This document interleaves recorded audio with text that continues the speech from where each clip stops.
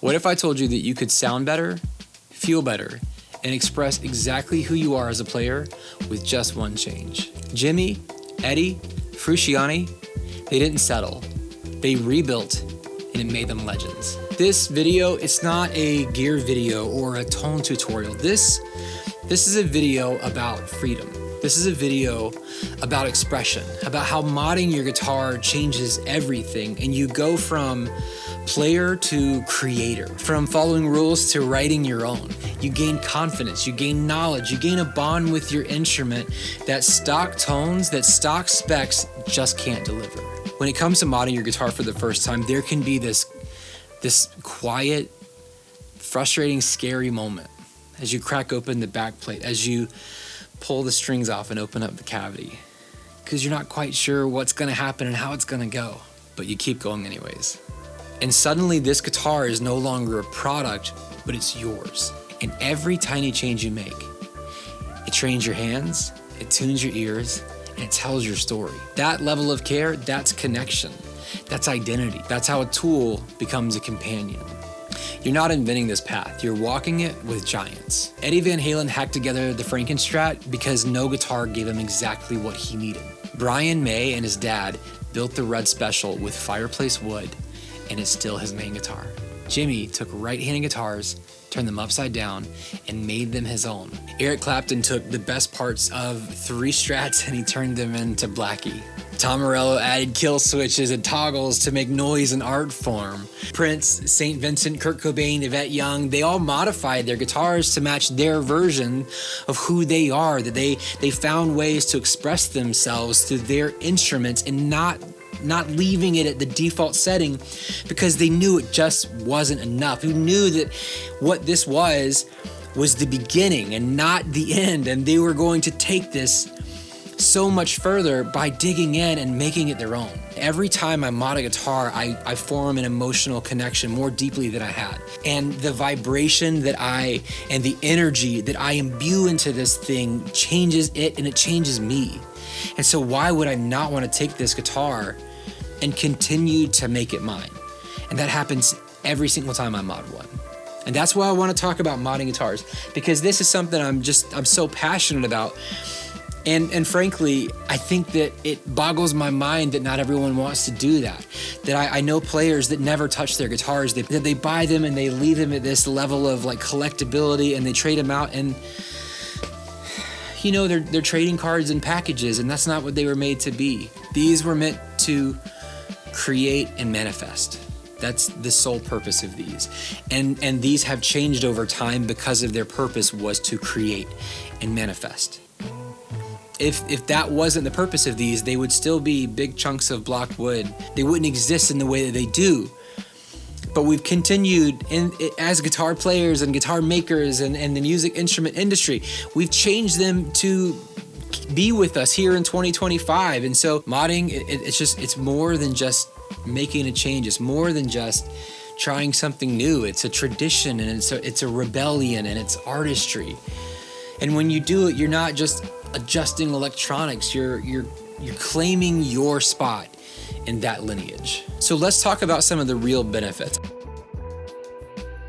I know I'm really excited about this, and I know I'm just going right now, but let's talk about some of the benefits of modding your guitars, because this isn't just romantic. As romantic as it is, it's not only romantic, it is also very practical, because when you mod a guitar, you develop a deeper understanding for how your guitar works. You learn how a capacitor shapes your tone, and suddenly you have a new knowledge that you didn't previously experience, and your ears and eyes are open to new guitars and new approaches. That you find a capacitor that has a better roll-off than the last, you're playing better now. You're expressing yourself more eloquently, more articulately, because you now understand what roll-off and capacitors are.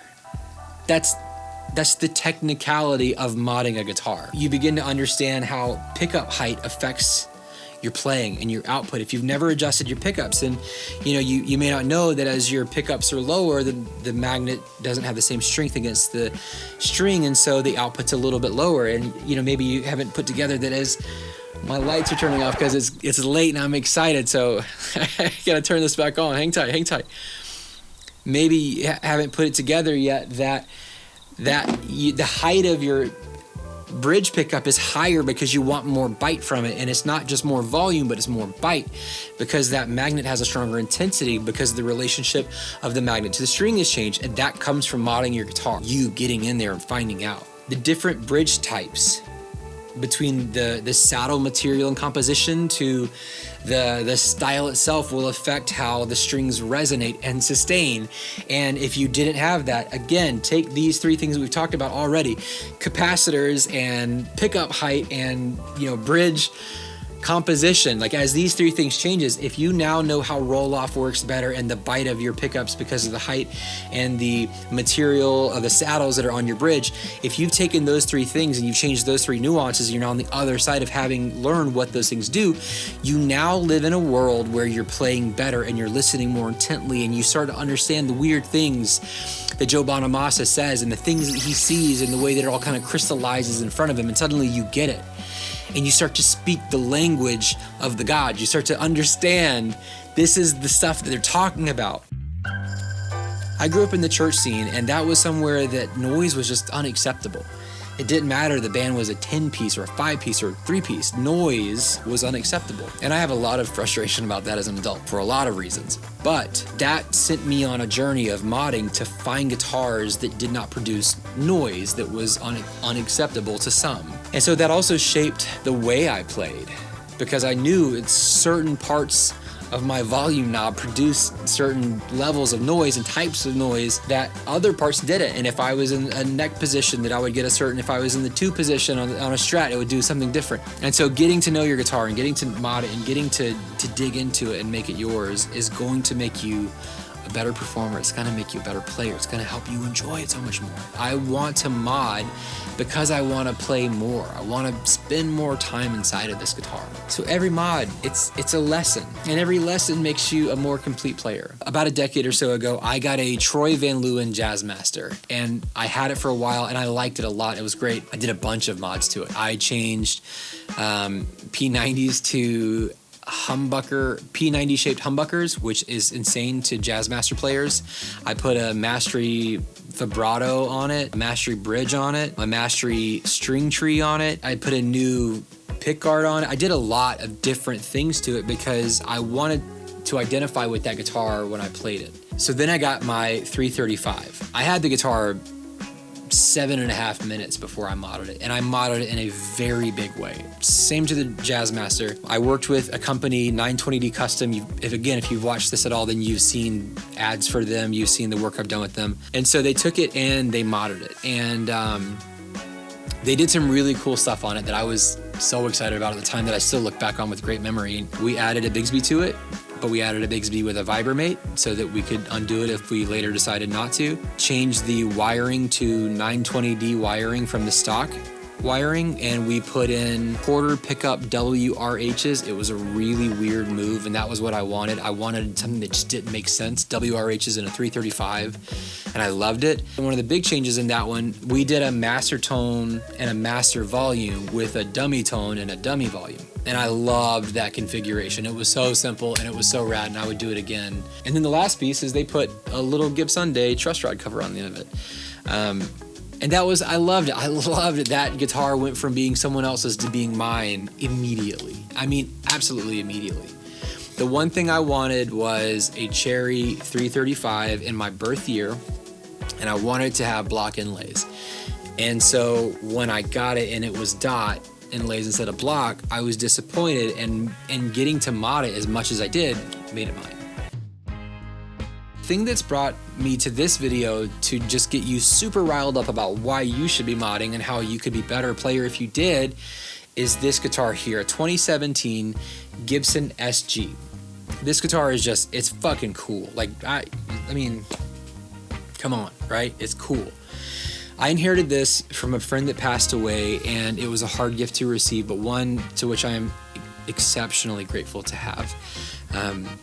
To know that someone loved and played this and expressed themselves through it and then shared that with me, it means a lot to me. And I feel, and I'm aware of that, and I have that reverence when I spend time with it. And I've had it for 2 years now, and as much as I've been grateful for it, I've also never really fully connected with it because the pickups are really hot. They're the hottest pickup of any that I own, and I would have changed them by now, but it just felt like it was sacrilege almost and didn't want to. And so that made me play it a little less. And I thought it would be cooler to have a Bigsby on it, but I didn't want to add it because I didn't know if it was okay. And so I got stuck in this weird place. And the irony is that Scott, who is a fantastic player, who is, a true studier of the guitar, he put locking tuners on this out of suggestion that I gave to him. So he went out and he modded it. He bought locking tuners and he put them on. And so this guitar that I received from him is not bone stock. He's modded it to make it fit better, work better for him, and it worked. And now it doesn't, and it worked. And now it is in tune. And so it's so great. It's so ironic that I would then get, hung up on it. This is part 1. Part 2, I'm gonna show you what happens when I add a Bigsby to it. I'm gonna show you. I know, again, I'm spoiler, sorry, but that's what's gonna happen next. So this is part 1. So look, modding can sound scary, I know, but when you take the greats, if you want to be great, you look to the greats. When you want to play like the greats, you watch the greats, you go back and you obsess over every single lick that Jimmy laid down. You watch every single video of Zeppelin and how Page performed. You look to how Les Paul gouged on all of his guitars to catch them up to his standard and his needs and meet whatever he was trying to execute at the time.